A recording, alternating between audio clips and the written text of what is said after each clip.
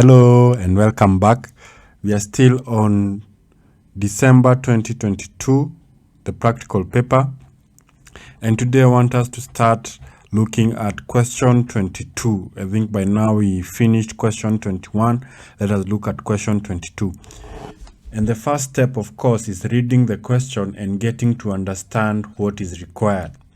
Now the question reads, Mrs. Jane Wakwa is the marketing director of Vuma Limited, a company that makes and sells electronic devices. The company is considering the launch of a new mobile phone model branded T-Rex. The available data is not fully reliable, though Jane still feels that she can make a recommendation on whether or not to launch T-Rex. So from reading this part, we can already tell that this is a capital budgeting question. They want us to know how the cash flows will be for this new product and whether or not it is a worthy product to undertake. Now let us begin with the additional information. T-Rex is estimated to have a shelf life of 5 years commencing 2023. This means that the project life cycle is 5 years from 2023 to 2027. Is it 27? Yeah, because 23 is 1 year, 24, 25, 26, 27. Number 2, T-Rex will require the purchase of a machine at a cost of 100 million at the end of year 2022, after which the machine will be sold for 20 million at the end of the 5th year.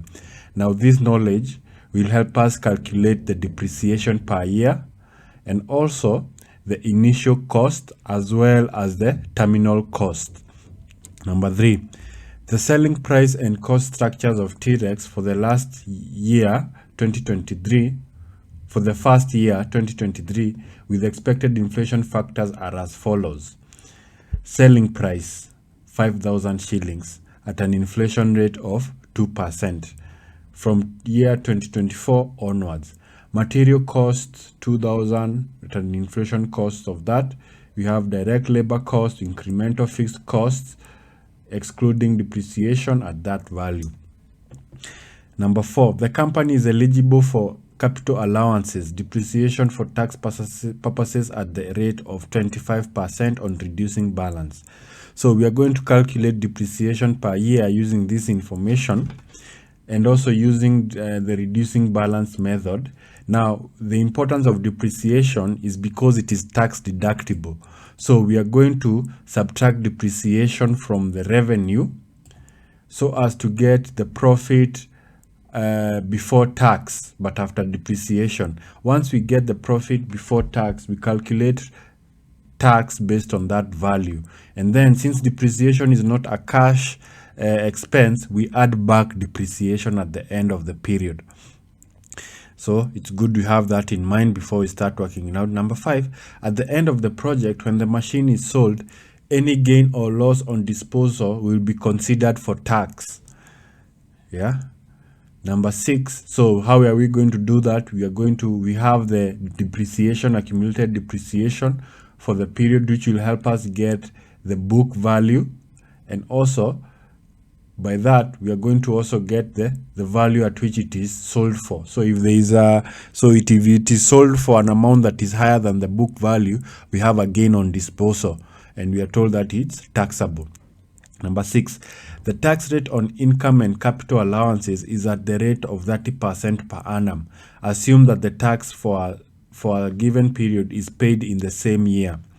Number 7, the project will require an initial investment in working capital of 20 million, which will be increasing by 5 million at the end of each year to cater for general inflation. The whole amount together with the periodic increase will, however, revert at the end of the project. So what are we saying? So we need to invest 20 million in working capital. Working capital, we know it is current assets less current liabilities. So of course, when you're starting a new project, you have to invest in, let's say, materials, or you must also hire people so that they can do the job. So all these are aspects of working capital. So this is a cash outflow, and then you're supposed to increase it by 5 million every year. So that will account as a cash outflow in our calculations. Number 8, experience has shown that demand for new products is not exactly known in year 2021 but tends to be stable thereafter. Jane has come up with the following estimates of demand for the year 2023. So we have probability and expected sales.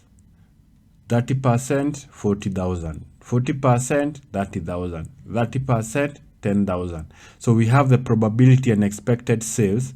With this, we can calculate the expected sales for 2023 based on the probabilities. All you have to do is use a weighted average method, whereby we say 30% times 40,000 plus 40% plus 30,000 and so forth. So in Excel, we can use the sum product function. We are told Jane expects an initial increase in demand in year 2024 of 25%, then a decline of 50% in year 2025. This level will remain the same till the end of the project. Number 9. Vuma Limited has a real weighted average cost of capital, WACC, of 18.8%, and general inflation is expected to be at 4%. Due to the risk of the project, Jane feels that the relevant nominal weighted average cost of capital should be increased by 3%. Now required, compute the following. A, the weighted average cost of capital to be used to evaluate the project. Now that one we can do, so we open up Excel. So here we have our Excel. We can split the page into two.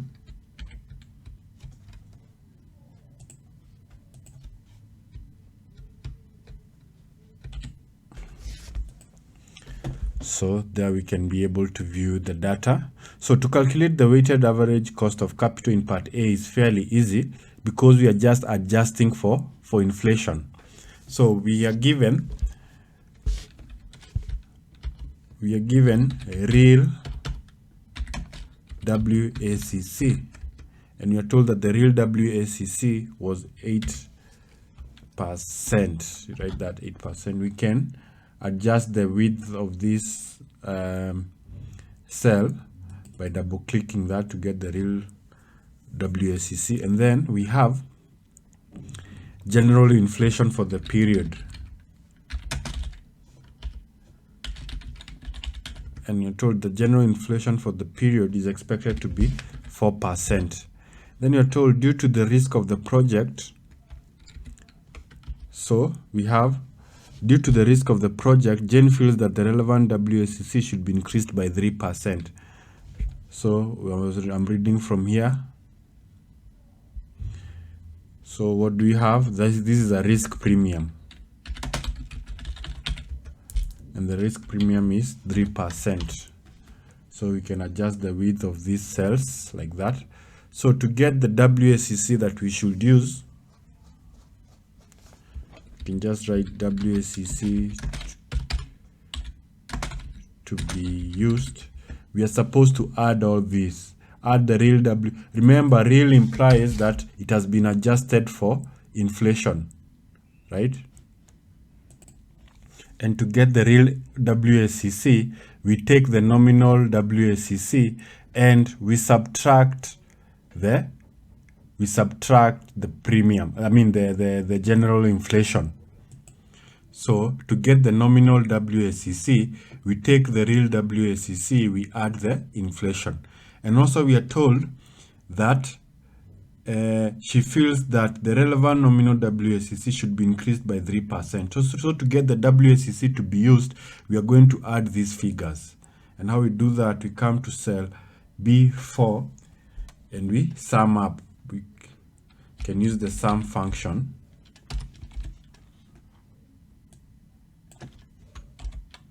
This is the WACC to be used. You can highlight it with the yellow like that. That is the answer for part A. Part B, the relevant cash flows over the projected period, 15 marks.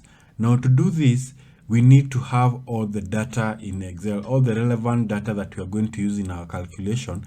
We need to copy it down in Excel. And how do we do that? We start from the top. So we come here and we see T-Rex will require the purchase of a machine at a cost of 100 million. So here we can write cost of machine 100 million.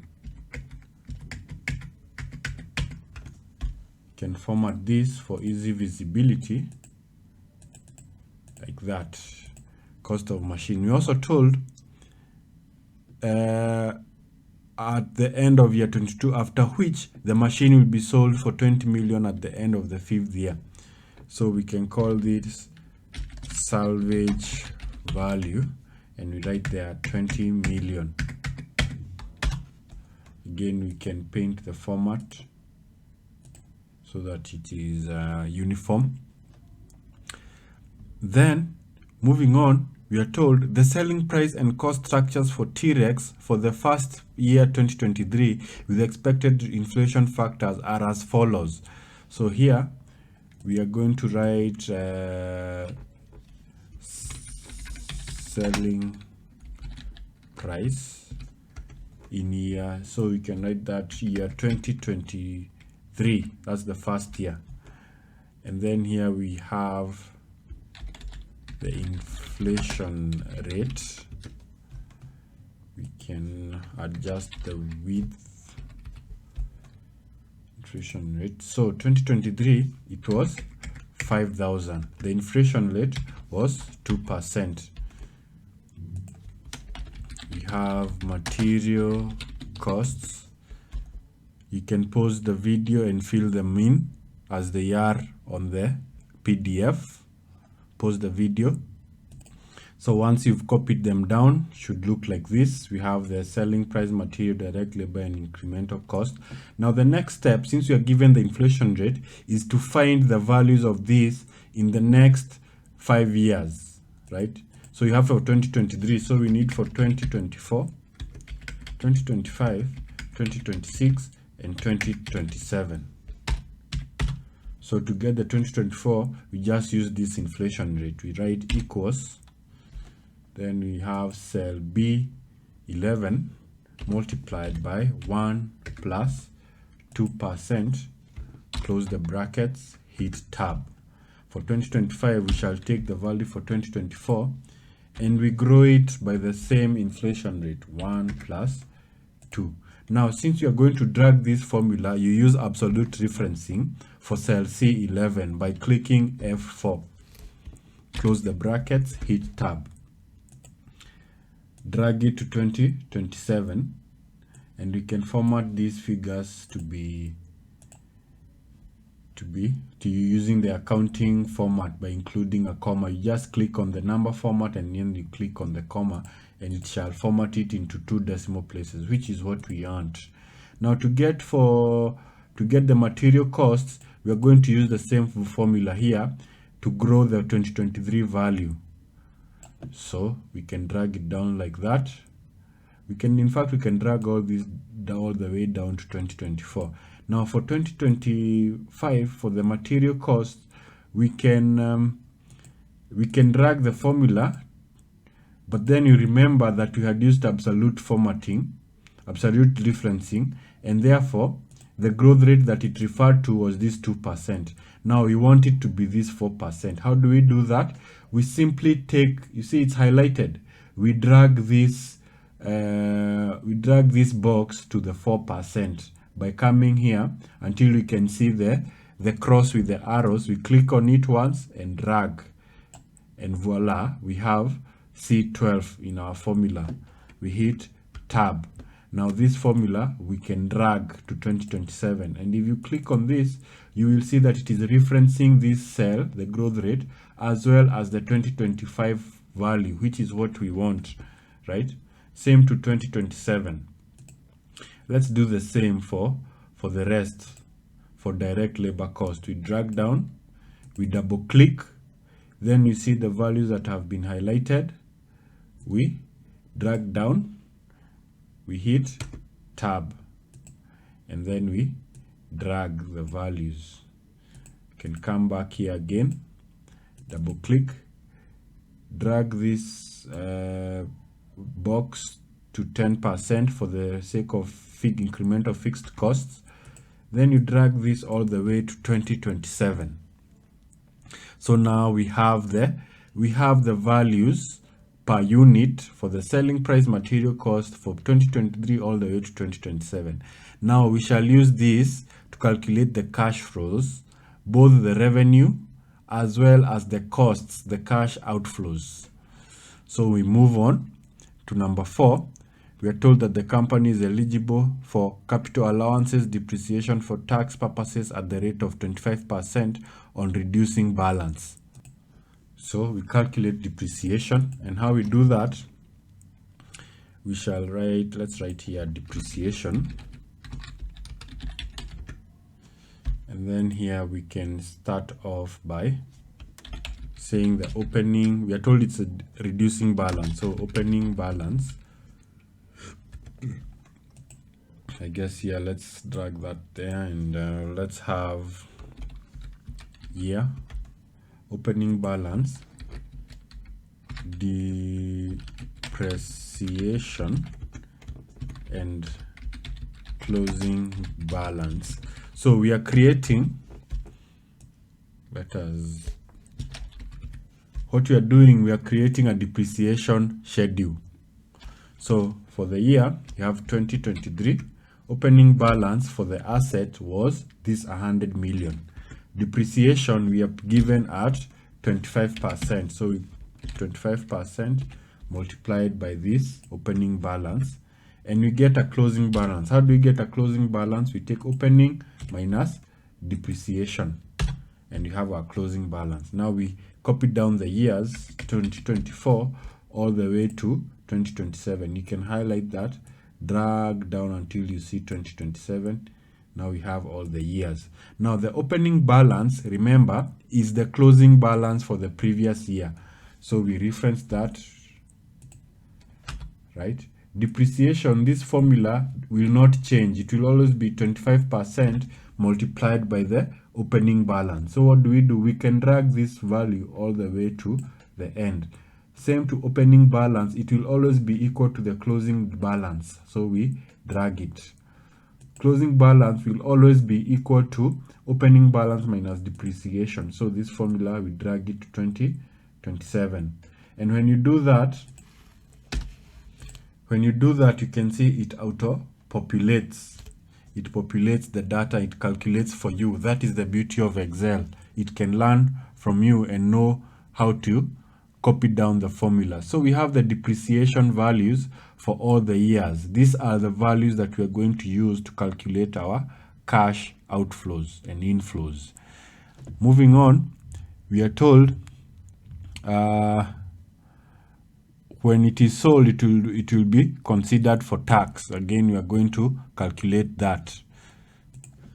So we are told that it was sold for 20 million, but we can see that the closing balance was 23 million, as we have calculated here. So what does that mean? That means that there is a loss on disposal, and we can calculate it. Type there, loss on disposal. And then to calculate that, we get the salvage value minus the closing balance. It is in negative because of it's a loss. So what are the tax implications of that? Since it's a loss on disposal, we are going to have a tax credit. So how do you calculate that? We say the loss on disposal multiplied by the tax rate. So here we are told that the tax rate? We are told tax rate on income and capital is 30%, right? So we take this value multiplied by 30%. So we have the tax credit. So at the end of the period, we are going to add this back, right? We are going to add it back because it's a tax credit. So we keep that in mind. We move on. The project will require an initial investment in working capital of 20 million, which will be increasing by 5 million at the end of each year.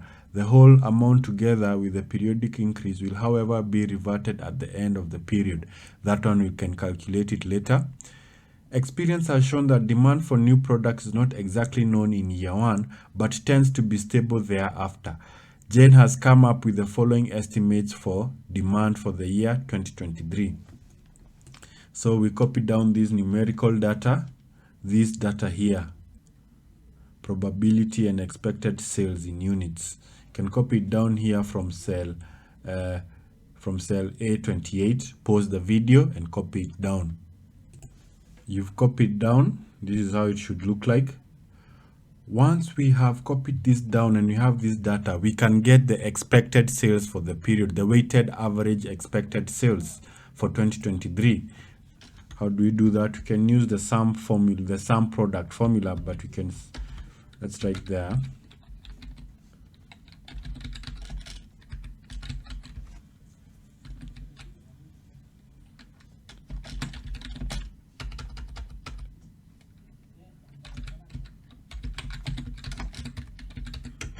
So we use the sum product function. Again, I said if you are not comfortable with Excel, we have a good Excel course for you. So sum product, highlight the first array, comma, the second array, close the brackets, hit enter. So it's gonna be 27,000. Let us adjust the width of that cell. It's going to be 27,000 for 2023. That's the value we are going to use. Then we are told Jane expects initial increase in demand in year 2024 of 25%, then a decline of 50% in year 25. This level will remain the same till the end of the project. Now we can calculate the demand for the years. So for 2023, so here we are calling it demand, and then here we can write down growth rate. So let's write 2024 and 2025.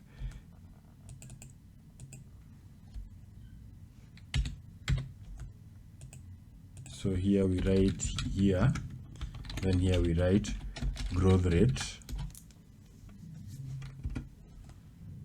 So for the year 2024, the growth rate is 25%, as we can see from this part here. Growth rate is 25%, and then a decline of 50%. So the growth rate will be minus 50% because it's a decline. So demand for 2023, 2024, all the way to 2027.